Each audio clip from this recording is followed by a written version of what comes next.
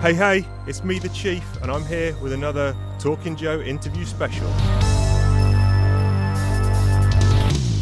We've got a great guest lined up this week. This is a man who's drawn for Marvel UK. He's collaborated on Warhammer stories with Dan Abnett. He co-created the War Machine armour, which you fans might know from the Iron Man comics or the Marvel movies. He's a key artist on 2000 AD. And of course, he is an artist on UK's Action Force Comic Weekly. I'd like to give a big Talking Joe welcome to Mr. Kev Hopgood. How are you, sir? I'm very well, thank you. All the better for speaking to you. Well, you say that now. Wait till the end of the show, and then, there's a little thing called a pop quiz, which might not be familiar to you, but listeners of the other interview specials will know what I'm talking about, and we've got a couple of those coming up for you. But as it stands right now, let's go right back to the beginning. Little Kev Hopgood, he's sitting in the living room. Are you reading comics? Are you watching movies? What are you doing? Oh, well, I'm doing both in an ideal world. As I was reading comics since I can remember. I started off with the Beano, like a lot of people. And there's one called The Spark, I remember. And Topper, Whizzer and Chips. And then I got into sort of the DC Thompson War comics. And then I discovered Marvel comics via the black and white reprints. I think called Smash, I think it was. Okay. And at what point, was there a point when you were reading that you thought, I can draw these funny books? I was always sort of I used to make up my own little funny comic strips, just little comedy things, little newspaper strips rather than comic strips. I was also remember being really impressed with the Garth strip, Frank Bellery, and I was spent ages doing my take on Garth or what have you. I was very impressed by that, and then comics have always been sort of like there. And in fact, I remember I'd be reading comics books and thinking, let's make a great movie. And then whenever I watched an old film, I'd be, let's make a great comic book. So two are sort of intertwined for me. Yeah, I guess they've always kind of been. There's a crossover, hasn't there been? Well, indeed. I remember when I saw the first Ray Harryhausen film. I thought, wow, this is a brilliant comic book. And I discovered the Trigon Empire, and there it was. Yeah. Oh, that was fantastic, wasn't it? Who was the artist on that? That was It was there goes Don Lawrence. That's it, yeah. Although who else? Someone else took it over briefly, but Don Lawrence is most well known for it. Yeah, I mean that was ahead of its time, wasn't it? Visually, it was amazing. Indeed, yeah. I mean, I kind of was introduced to your stuff in the late '80s and kind of early '90s. You actually did a story on there was a UK comic which was Spider-Man and Zoids. Oh, that's right. Yeah. You actually had a strip with Grant Morrison of all people. Yeah, well, he didn't. He did write about 4 towards the end of the series, but most of them were written by a guy called Ian Rimmer, who'd worked for a comic called Scream back in the day. I think who did that? IPC did that one, I think. So how did you kind of get into? I'd been doing sort of lots of fanzines and stuff all the way through art school. Went to art school up in Leeds, and I was discouraged from doing comics there. Although there was one lecturer who really liked comics, so he was one beacon there. So I was drawing comics and going to get into fanzines and stuff.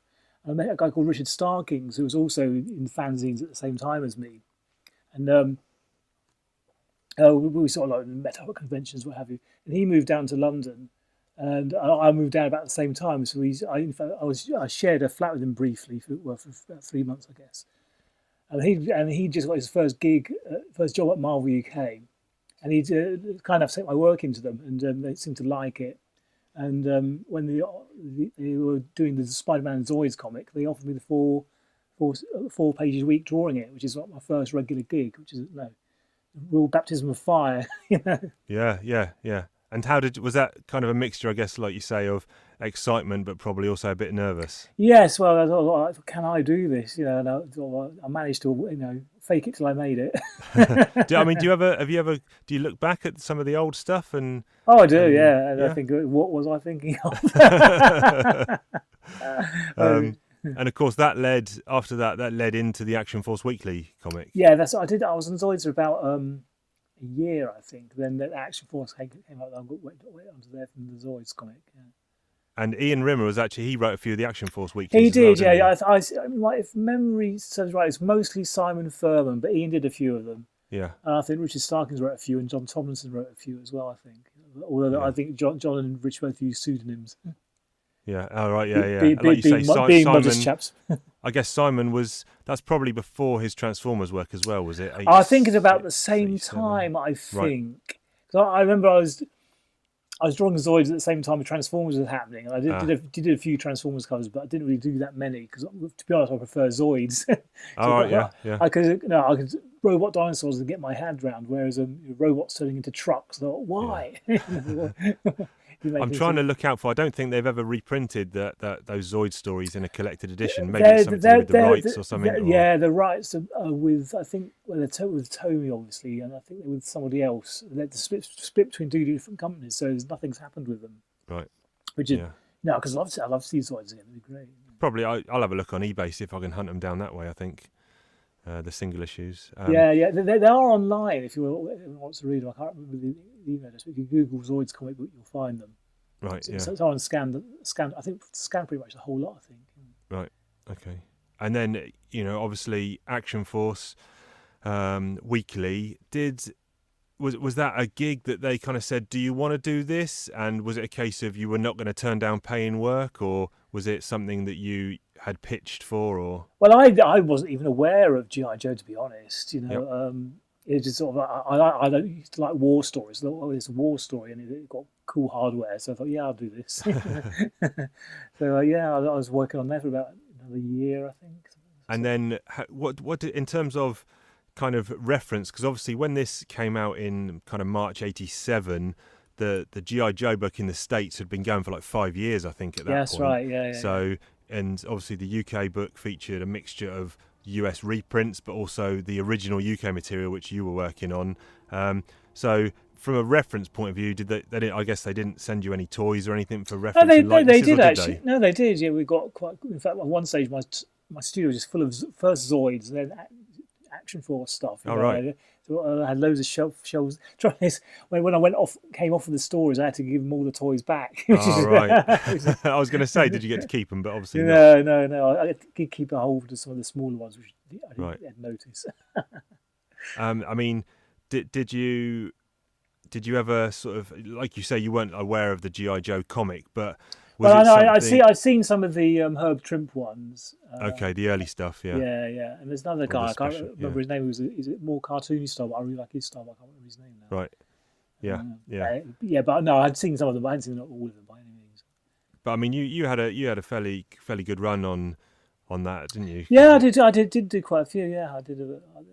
Kept me busy for about a year and a half, I think. Yeah.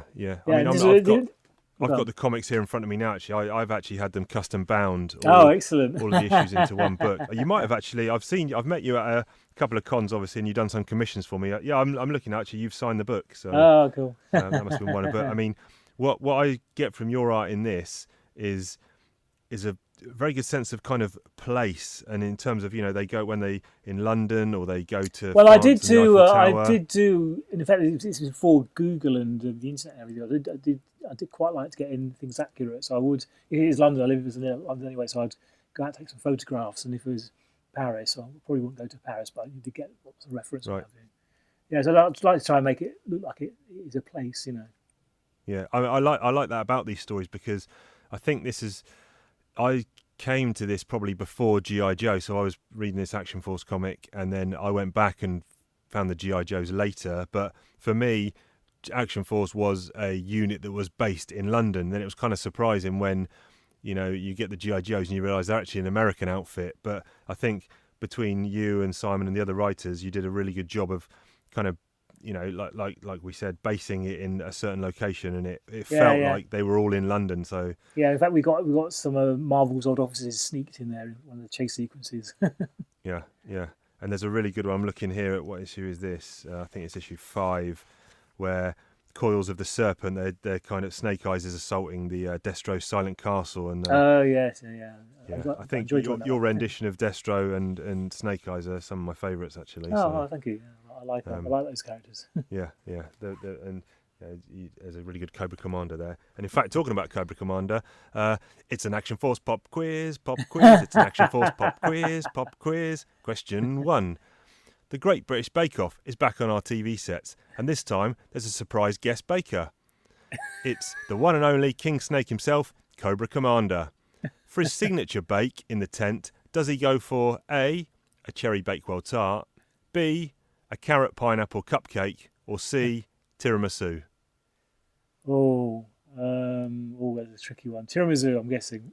Yeah, he looks like a tiramisu man to me. I think. I don't know the answer. Whatever you say is the answer. So, yeah, okay. Yeah, Well, if it was me, it'd be tiramisu. yeah, we'll go with that. You actually returned to the G.I. Joe world, didn't you, at a later date with the movie tie-in?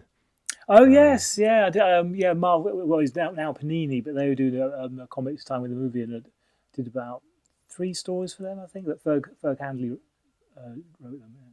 So I guess that would have been something because you were kind of associated with the characters, even though it wasn't, like you say, a massive amount of time, 1.5 years. Was that something your name had came up saying, oh, let's get Kev back involved in this? Yeah, I hope so. Yeah.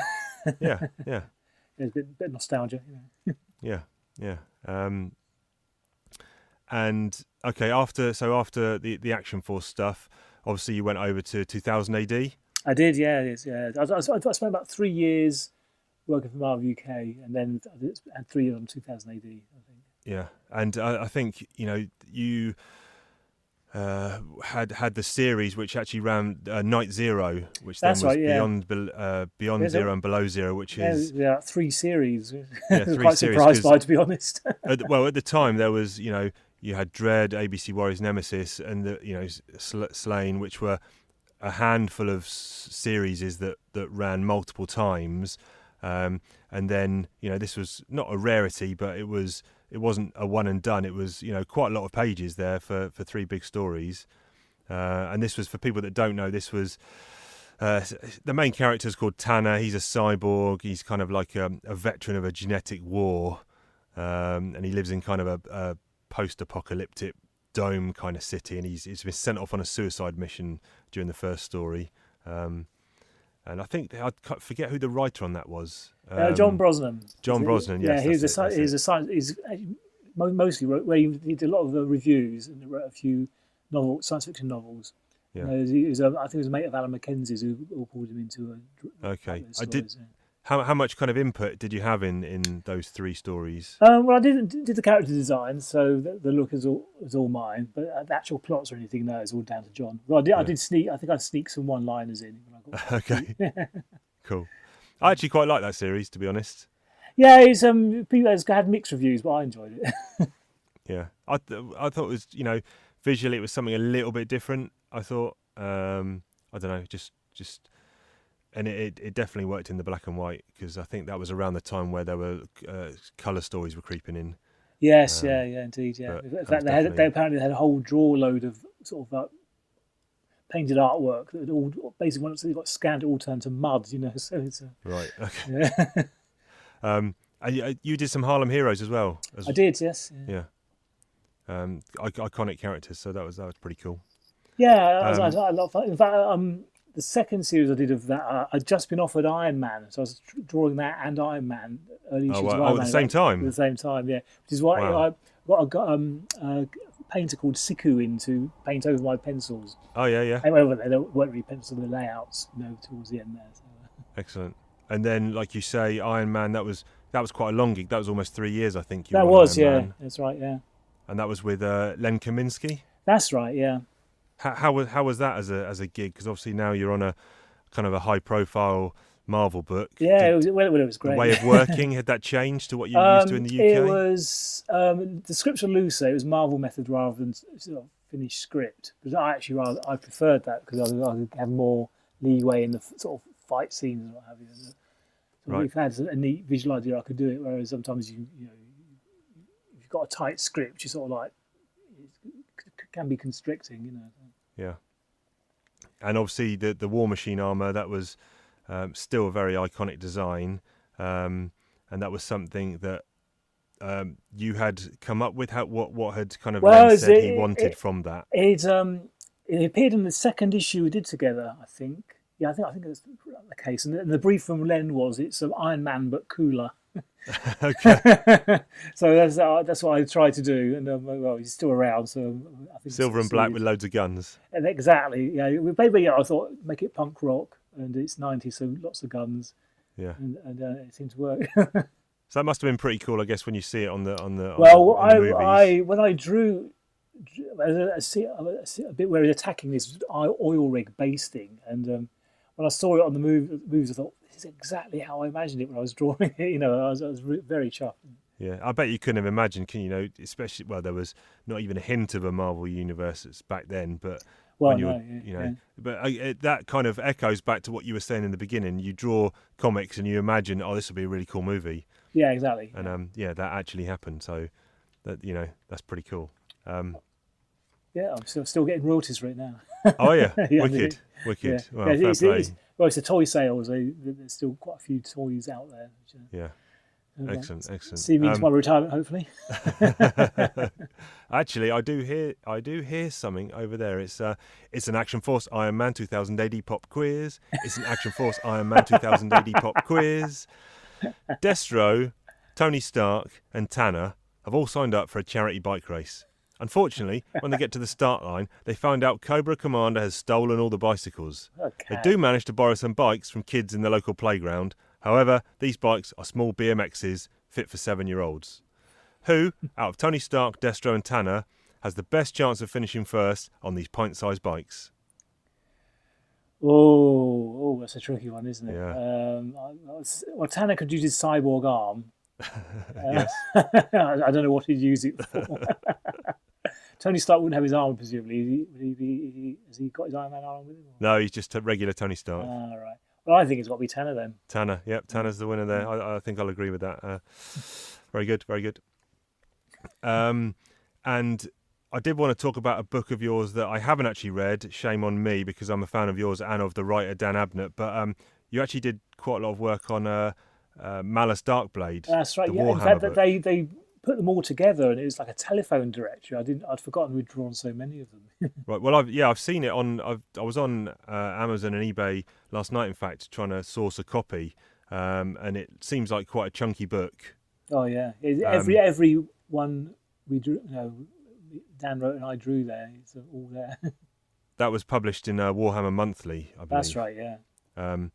Did the story actually finish? Because I think it was like three volumes published, but I don't know. Was it kind of tied off into an ending? There wasn't really a resolution, which is a bit unsatisfying, really. Cause Okay. I think they Games Workshop stopped publishing, and it's sort of like we didn't really get a chance to finish it off properly, which is a bit of a shame, I think.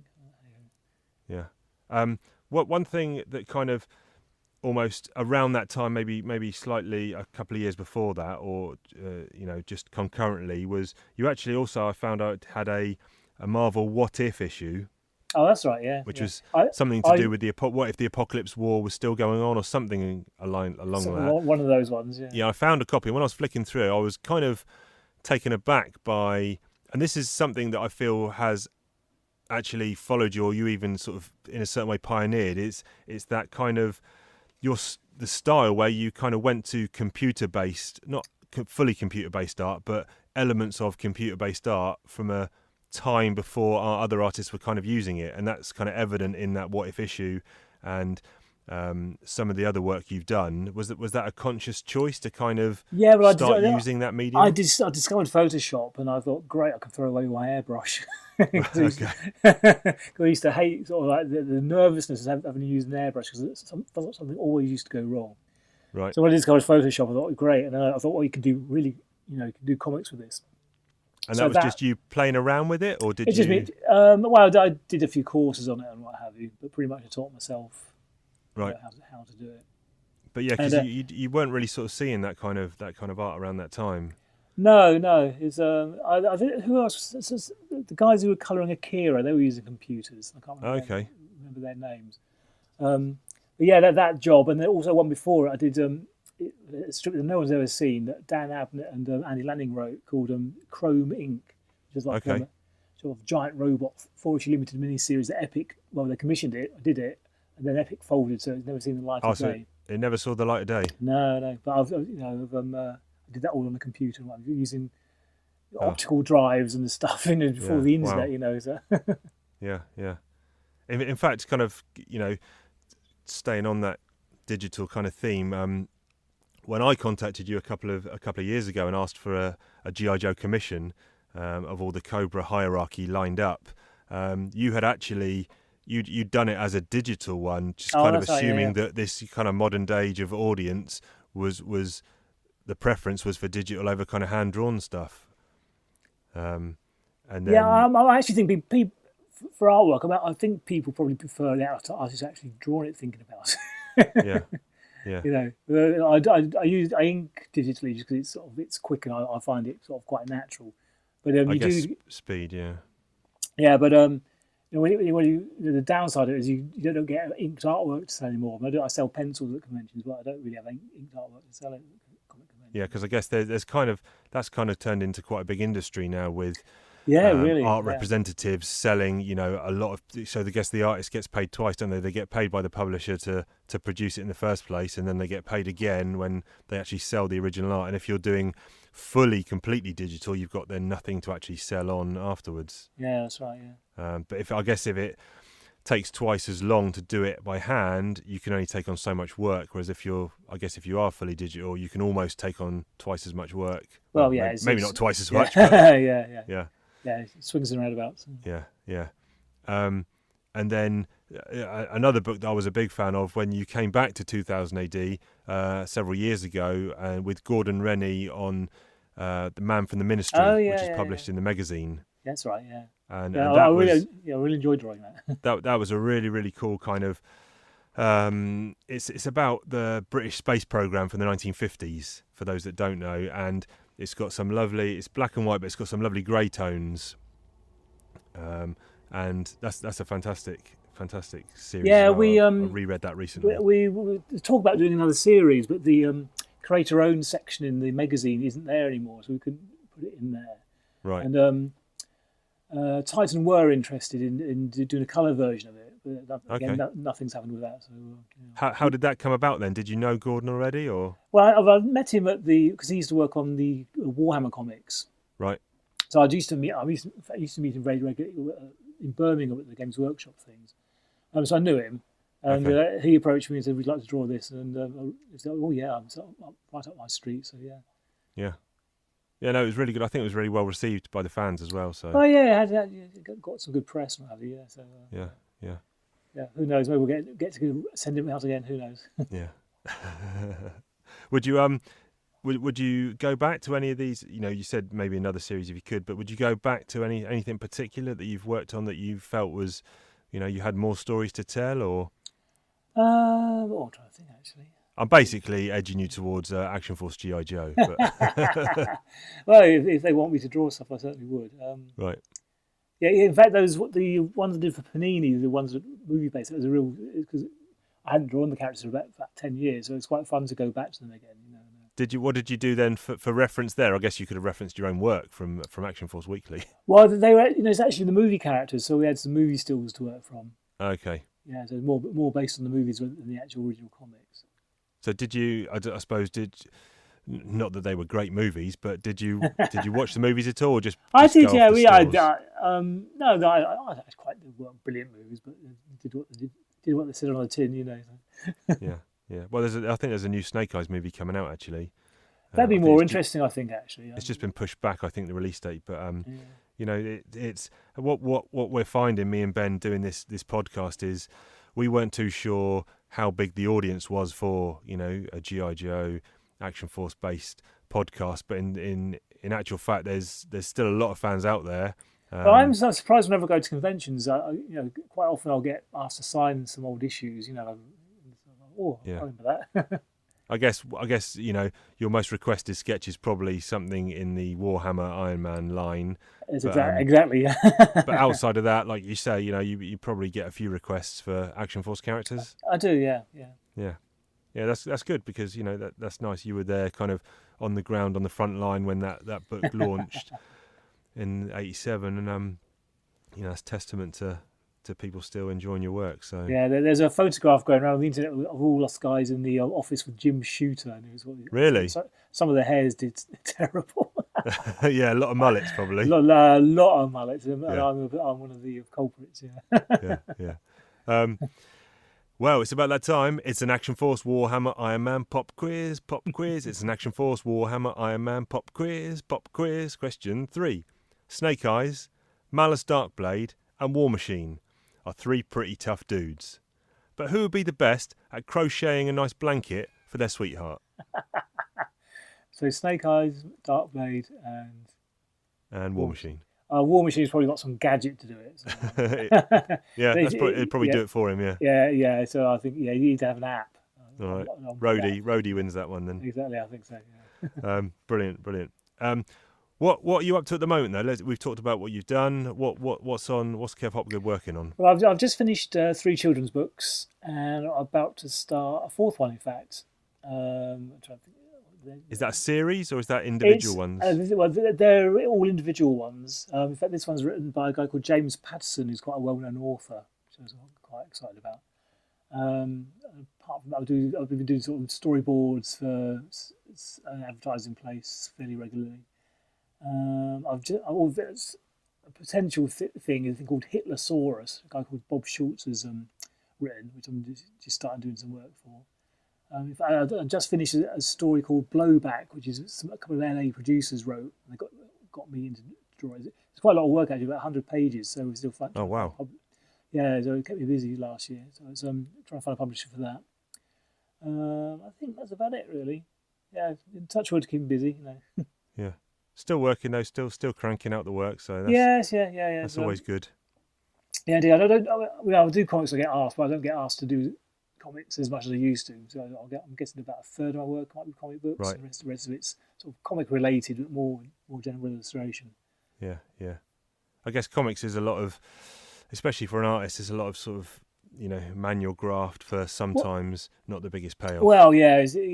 I'm lucked out with War Machine because I get royalties on those toys, what have you. But having said that, I had 10 solid years doing comics. I did really well out of it. Yeah. Brilliant. If people want to get hold of you or check out your work, what's the best place? Where's the best place for them to go online? My website's all the W's, kevhopgood.com. Excellent. People should go there and check it out. That is World of Kev. I'd like to thank Mr. Kev Hopgood for coming on the show, giving us a great chat. Go to his website, check out his work, and you can catch us here, Talking Joe, on the next episode coming very soon.